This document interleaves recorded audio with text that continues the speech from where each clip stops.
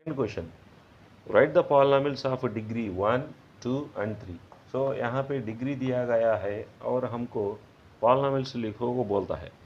So degree 1 होना है तो for example you can take it as 7x to the power of 1, or you can write it as 7x plus 5. Like this, these are the examples for any polynomial whose degree is 1.